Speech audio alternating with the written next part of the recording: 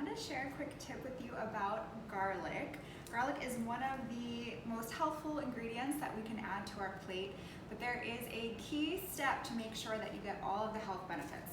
And that is simply to chop your garlic at least 10 minutes before you plan to put it in a hot pan or cook with it.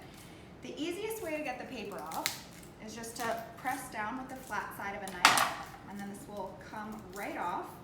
And then just chop it or press it, whatever you're gonna do, but you want the oils to come out and the garlic smell to come out.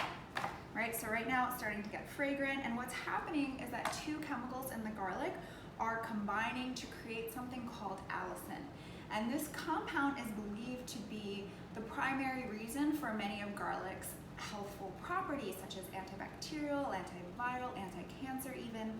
And what the research shows is that if I were to take this garlic now and just throw it into a hot pan, the allicin would degrade, and I'm not gonna get the same health benefits as if I had let this sit for just 10 minutes. So I chopped it up, I'll just set it to the side, do whatever else you have to do to get ready for your recipe, and then 10 minutes later I can throw that onto a hot pan, and it has developed heat protective properties, so I'll still get all of those health benefits.